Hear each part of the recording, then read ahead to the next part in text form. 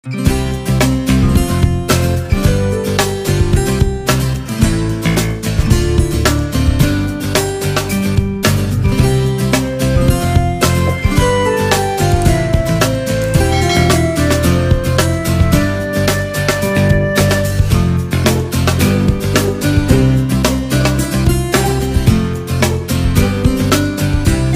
guys! Welcome back! So ngayon guys, ay last vlog namin ay nabuo na natin yung bunk bed nila. So ngayon naman ay andito na yung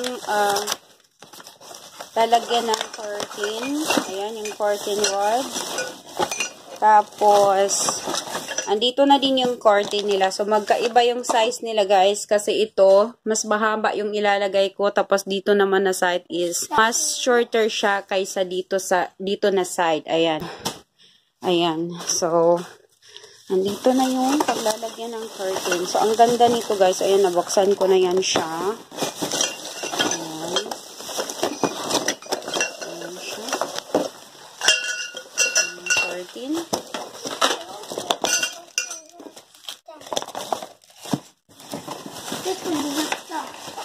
And then, ayan siya. Ganito siya, guys. Oh. Ayan siya. Curtain rod. So, maganda siya kasi pwede siyang paiksiin. Pwede din siya pahabain. So, ganyan siya. Ayan. So, pagdudugtungin lang yan siya. And then, okay na.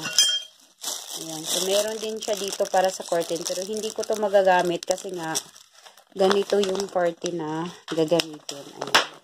So, maganda pala yung kulay na ganito, guys. Ayan. So, ayan. Teal blue. Ayan, teal blue yan siya. So, ayan. First time ko bumili ng ganitong kulay, guys. Usually, yung mga binibili ko ay ano siya. Red, gray. Ayan, tulad ng carpet namin. Gray, black, red, white. Ayan. So, yun yung madalas na gusto ko na kulay. Or yun ang kulay na binibili ko ngayon ay first time ko bumili ng ganitong kulay. So, ready na yan siya para malagay doon. And then, ito yung pang-leveling na gagamitin ko. Tapos, may chalk din ako dyan. Tapos, ayan, para ma-measure natin para sure na level yung curtain. Ayan. Mom, blocks yellow can talk. So, handa na yan siya ilagay. Sa wakas, malalagyan na rin siya ng curtain. Yes? Yes?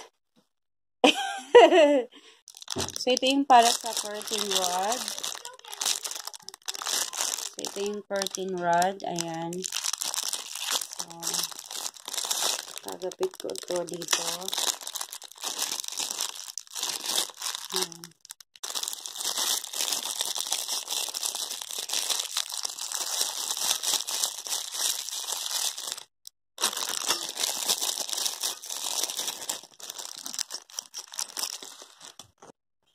So, maganda to siya, guys, kasi na-adjust siya. Ayan.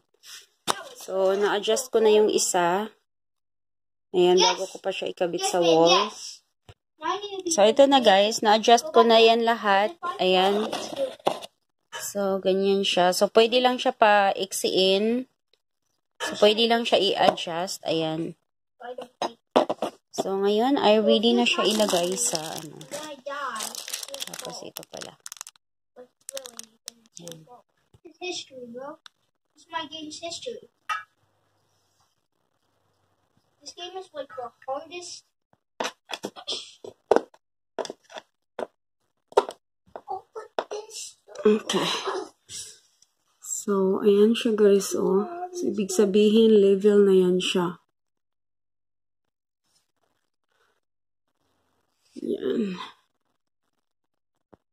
O, ayan, guys. Ready na ilagay yung curtain. Nalagyan ko na siya. So, ayan, guys. May cortina na. Ganun din dito sa kabila. Ayan.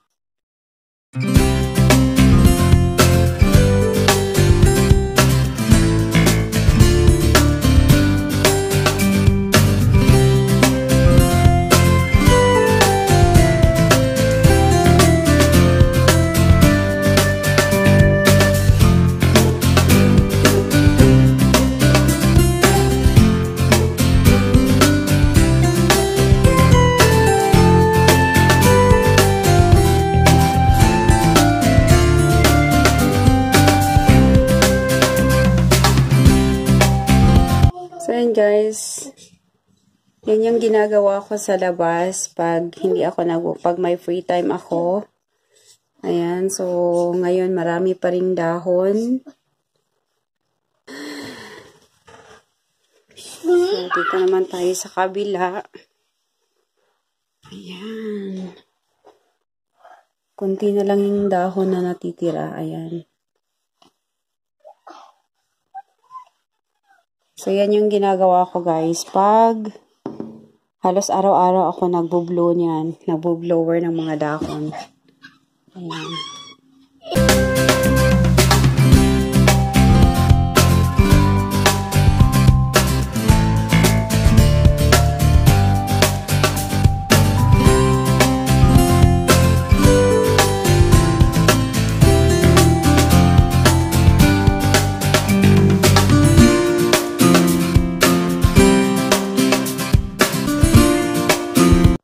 So, ayan. Okay na ang bedroom ni Kuya at Bunso. Ayan, may cortina na sila. Ayan, finally, nagka-cortina din for how many years? Ayan. Ito naman, ayan, kahapon pa lang to dumating. Ito yung gagawin kong bookshelves para sa kanilang mga books. Ayan. Tapos, ito naman, parang DIY siya na, parang DIY siya na lagayan ng mga books or toys. Pero, hindi ko na muna bubuksan kasi nga, wala pa akong bagong phone na, pang vlog. Ayan, pinagtsatsagaan ko muna itong lumang phone ko. Kaya, ayan, bubuksan natin to sa susunod kung upload. Ayan. Yung bookshelves na yan is sa space na yan. Diyan ko ilalagay yung bookshelves na yan. Ayan. So, parang lang to guys. Plastic lang yan siya na 9 cubes. Ayan. So, kasya yan dyan sa space na yan. So, at least paunti-unti. Ayan. So, andito pa rin ako nagtatrabaho sa kanilang bedroom. So, ayan guys. Maraming salamat sa inyong support. Ayan. So, next time, bubuksan natin yan.